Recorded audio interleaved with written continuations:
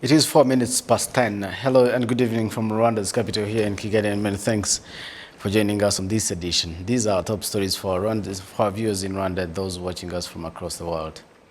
According to the National Institute of Statistics, Rwanda's economy grew by 10.1% in the third quarter of 2021 compared to the same period in the third quarter of 2022. Rwanda and China have today signed a framework agreement worth $30 million to support the smart education project in Rwanda. I believe you're doing well. I'm Ethan Toshebe. You're watching RTV News live from Kigali. According to the National Institute of Statistics, Rwanda's economy grew by 10.1% in the third quarter of 2021 compared to the same period in the third quarter of 2022. The economic upturn is said to have come from a variety of derivatives and investments in the economic recovery programs. We have this report.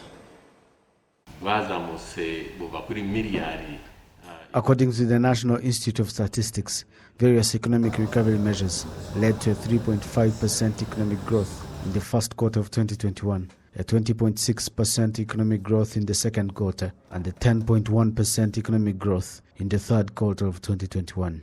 Although some sectors of the country have been hit hard by the COVID-19 pandemic, such as hotels and restaurants, these too have continued to grow steadily due to the support they have received through the Economic Recovery Fund, as they are growing at a rate of 62%, according to the Minister of Finance and Economic Planning, Dr. Oziel Ndagijimana.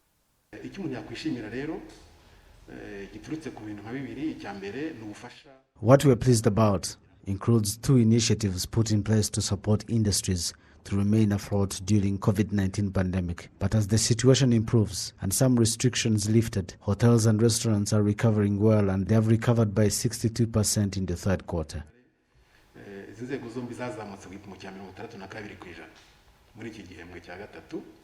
Agriculture production increased by 6% compared to the second quarter, and agriculture accounted for 23% of the overall production. Industrial production rose by 12%, while industry accounted for 21% of the GDP. Yusuf Murangwa, the Director General of the Rwanda National Institute of Statistics, says that the decline in the role of agriculture production to the GDP has nothing to do with the decline in the overall production of the sector, but is based on the sharp increase in the production of other sectors. He noted that these other categories of production provide employment to many people and have contributed to improving the livelihood of the people. The contribution of agriculture sector to GDP is reducing. At the beginning, it contributed about 30% of the GDP, but it is reducing to about 20%. But this doesn't mean that agriculture is not valuable, but rather other sectors are contributing equally significantly to the GDP, and that reduces the average contribution of agriculture to GDP, but the harvest of agriculture is not reducing. But this is also good, because the national agenda seeks to diversify the economy. We want people to join other sectors like service and industry, but all is well.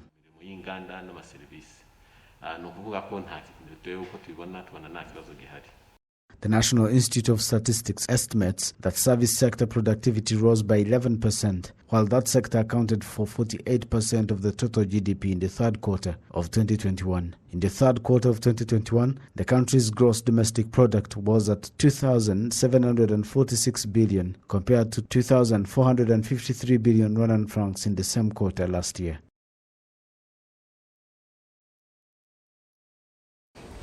Now, Rwanda and China have signed a framework agreement worth $30 million to support the smart education project in Rwanda. Finance Minister Dr. Oziel Ndagijimana says the money would be used for projects that will improve education by providing a solid foundation for digital teaching in the country. We have more.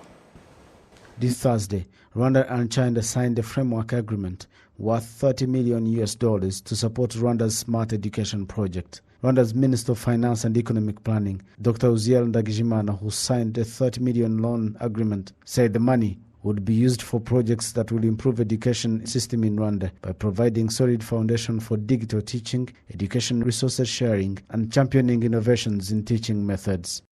This financing will contribute to Rwanda's National Transformation Strategy, NST1, with a particular focus on building a knowledge-based economy by providing quality education for all through increased use of ICT infrastructure by building an education platform system and establishing a dedicated network system, providing a solid foundation for digital teaching, education resources sharing, and teaching methods innovation, and the education level improvement for Rwandan citizens.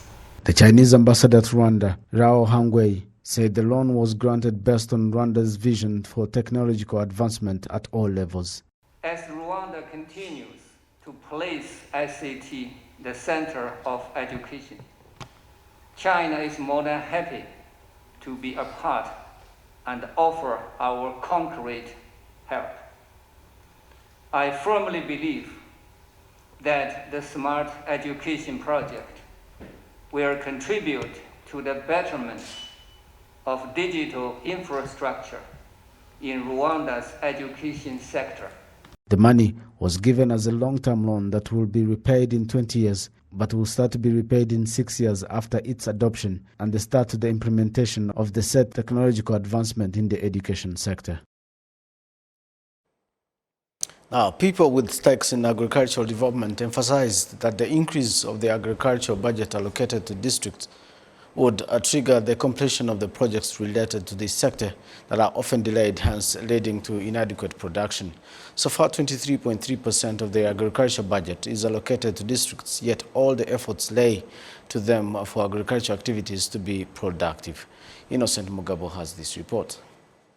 Agriculture in turn accounts for the largest share of the country's economy, with a dependence of more than 60% and accounting for 24% of the country's GDP. With the signing of the Malabo and Maputo agreements by Rwanda, African countries agreed that agricultural investment should not be less than 10% of the total budget. Since 2016, Rwanda has not been below this rate. Those with connection to agricultural development find that a large portion of this money should be allocated to the district level, as figures show that the funds reaches less than 22%. Ariko byibuze uko imyaka igenda yigira imbere. They should try to express will for the rate to rise as years go by to at least 50% or even 75% if possible, and the rest would all be about coordination. This is in line with ensuring that every citizen can achieve what he or she wants, especially that we want the budgets to increase and thus the productivity of the population to increase. There are gaps in the distribution of agricultural funds, whereby in different years there has been districts that have been allocated 6% and others 35% of the entire budget, something district leaders find to be slowing agricultural development and productivity. Bakavuga bati uyu mwaka Nyamagabe turabaha 22% I wonder what they consider during the budget allocation process for each district to say Nyamagabe will be allocated 20% and not 50%. muri iyi allocation bayiha uturere. Rimwe na rimwe usanga haraho twimukana imyenda mu mwaka. The budget we are allocated isn't enough, whereby we always have a lot of debt. Last year, we had a debt of 430 million Rwandan francs for buying fertilizers for farmers. Surveys in 8 districts of the country show that the lack of adequate funding for agriculture activities hinders its productivity, not forgetting also opting to invest the available on less crucial projects like constructing markets, factories, refrigeration facilities, among others. On the other hand, the Ministry of Agriculture and Animal Resources, MINAGRI, states that all activities are accountable to the beneficiaries. There are projects implemented by the district. We sit down with the district planners and the Ministry of Finance and the Ministry of Local Government and work together to determine the benchmarks for the projects, and the same goes to other ministries. There is always a revised budget bill in December.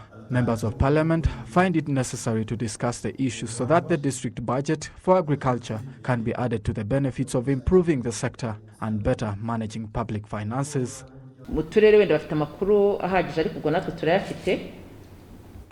Districts have enough information, but we also do. In this discussion, we will look at how their budget will increase compared to the rest. There is no way to decentralize the budget and leave it high. That wouldn't be adding up. Otherwise, when you reduce the projects, you reduce the budget as well. ukuntu bihabanye ubundi biba bigomba kugendana niba umanuye ibikorwa ukamanura n'ingengo y'imari yo kubikora. Other issues raised include increasing selected plans for land consolidation, as there are now only 8. And when it comes to the preparation and allocation of the budget, the actions and the needs of the farmers of a particular region should be kept into consideration. Innocent Mugabo, RTV News. Thank you, Innocent, for that report. Now, the Ministry of Health has announced that next year they will double the enrollment of entrants to the medical schools as part of its strategy to increase the number of staff in the sector. The ministry says it has a 75% gap of staff for the medical sector to have the threshold of staff required by the World Health Organization. Martina Abera has this report. At one of the health centers in the evening hours, people are coming to seek medical services and they appreciate the level of service delivery. Nevertheless, they also point out areas of improvement. An increase in the number of doctors would be good because there is a lot of things we don't know. Sometimes we hear that people are being transferred to Nairobi and India to be treated due to lack of specialists. This should change because this country is very capable. We urge the government to continue to bring these clinics closer to us in order for us to be treated easily. The sentiments shared by the general public echoes the findings of the study commissioned by the World Health Organization on the implementation of the 7-year plan of the Ministry of Health in Rwanda. The study showed that in 2016-2017, a doctor was supposed to take care of 10,054 people, while this year the ratio stands at 1 doctor per 8,247 people, with a target to reduce the ratio to 1 doctor per 7,000 people by 2024. The study further showed that 1 nurse was to take care of 1,094 people. Currently, 1 nurse has to take care of 1,198, with the goal being 1 nurse per 800 people by 2024. Pierre Dongier is one of those who worked on the study, pointing out the existing gap. Resources, human resources is certainly one of the big challenges that the health system has, and we are really progressing on that side with the increasing in number of doctors, nurses, midwives, but we are still very far from the standards which are expected through international organizations. The Ministry of Health acknowledges that although some work has been done on this issue, in order to achieve the desired goal, at least the number of workers in this regard must be multiplied by 4. The Minister of Health, Dr. Ngamije Daniel, says that the government has taken steps to increase the number of health workers by increasing the number of those being enrolled in medical schools. We are training qualified doctors, but we are planning on increasing the number of students entering medical schools next year by doubling the number. We are currently recruiting about 100 and we need to recruit at least 200 per year, so that there is at least a big number of them that finish the first stages of medical school in order for there to be those who will continue in hopes of becoming qualified doctors. The secret to achieving that goal is to increase the number of students going to start medical schools.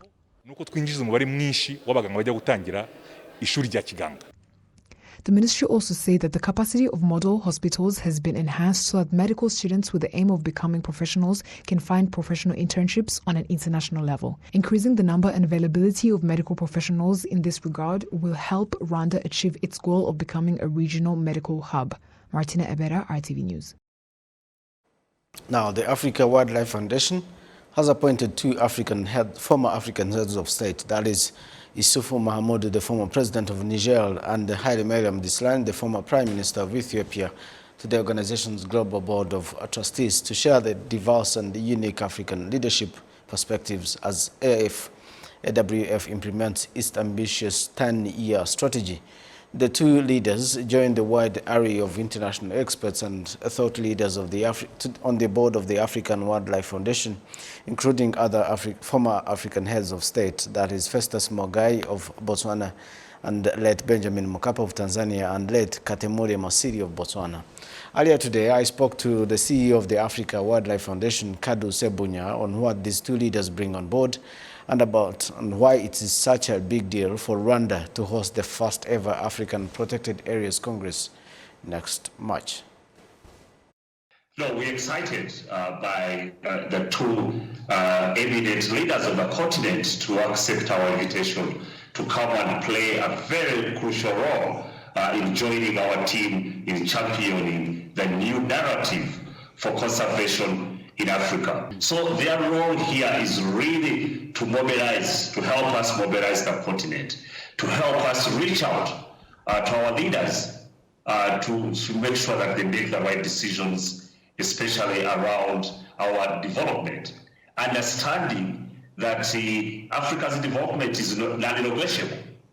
All we want is to find a space that accepts conservation and that reduces the false narrative that conservation is against development, or that we can develop without conservation.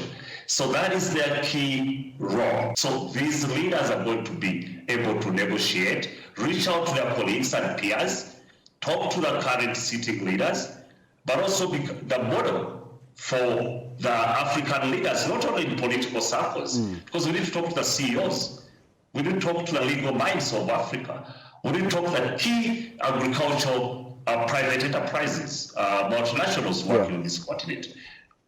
So let's talk about the relationship you have, the organization Africa Wildlife Foundation has with Rwanda that you mentioned. Recently, you appointed the former Chief Tourism Officer in Rwanda, Belize Akariza, as the country head. Why did the organization find it fit to have a country office in Rwanda? No, actually, Rwanda is a very close to us as Africa Wildlife Foundation historically. We've been in that country for more than 45 years, working around Virunga's park, conserving wildlife, working with the park officials, rangers, in strengthening the management systems there, and engaging communities. We have a longer history in Rwanda. What has happened is that our role evolves. We've been working at the field level in the parks with the park officials, and that we felt that now that the government is taking that on through RDB, there is no need for an NGO to play a major role in the management of the park. The government is doing it. We can't substitute government. So our role changed within the IGCP, which is very well known in Rwanda. We are part of the founders of that program.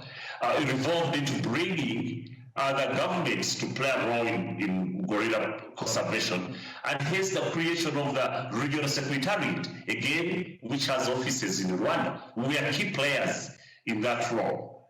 But the most important thing we did in Rwanda 20 years ago is pioneering the role of communities in the tourism industry. I don't know whether you are aware of the Sabinyo Silverback Lodge. That is a creation of African Wildlife Foundation.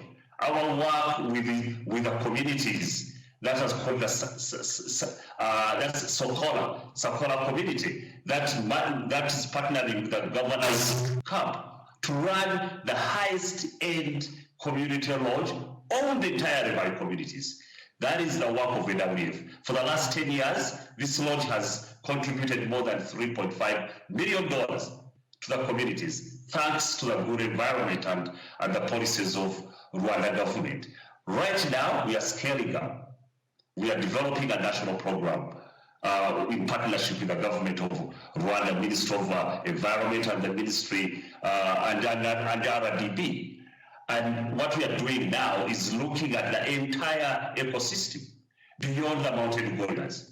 What does this mean to the livelihoods of the communities around these regions?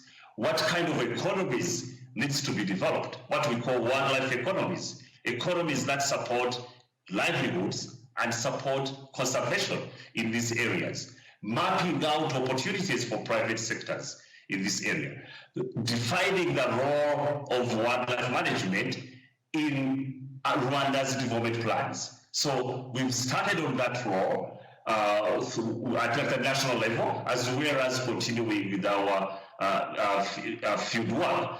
The immediate current project we are engaged in is to work with the government and see the expansion of the Park Virunga. We started by giving government a piece of land which we had purchased near the national park to be part of the national park, and the government's policy of expanding the park is exciting for us, especially as we see other governments decreasing the sizes of parks. across the continent. Now, in the first week of March next year, Rwanda will be hosting the first ever Africa Protected Areas Congress.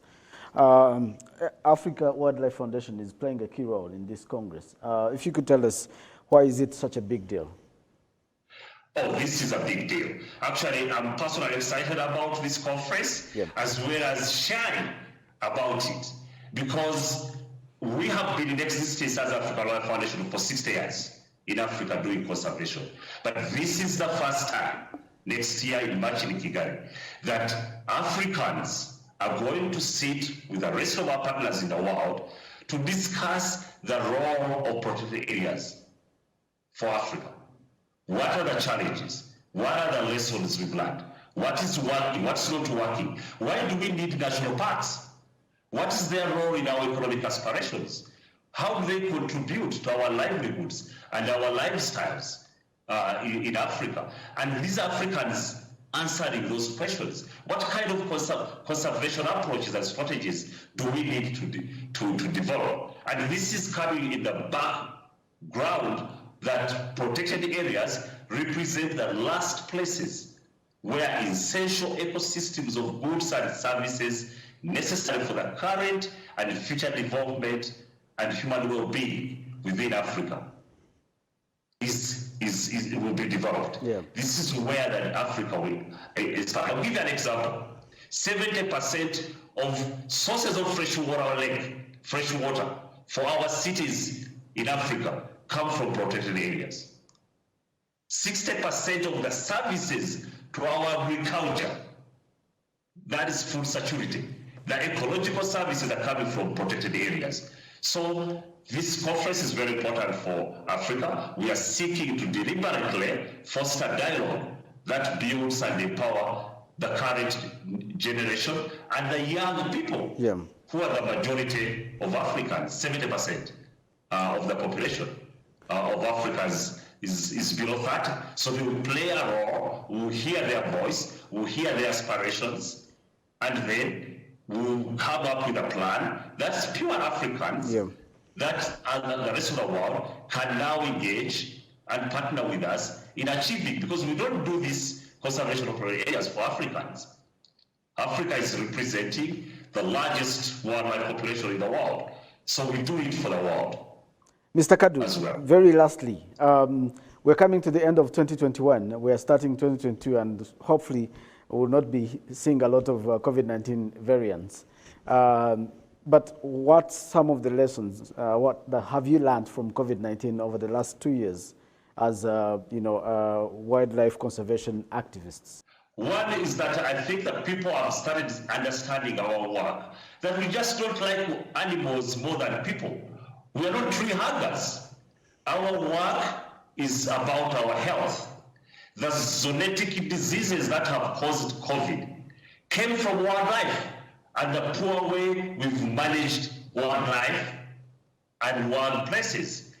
Part of my work, and everybody else in conservation, is to ensure that the viruses stay with wildlife and in wild places. All this money we are spending on vaccinations, we could have spent them on conservation 20 years ago, and we wouldn't be where we are if everybody listened to us.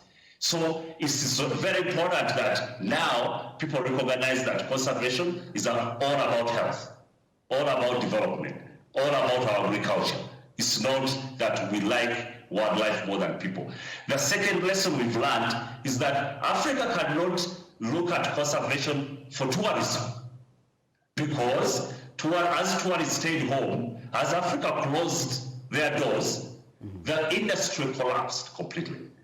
And the industry has been funding most of the conservation across the continent. So I think it's a wake-up call that governments are going to realize that essential ecological infrastructure we need for development cannot lift for international rivals in this continent. That this is our heritage, we need to plan and invest so that we can survive as Africans. The other important thing is that the tourism industry needs to change.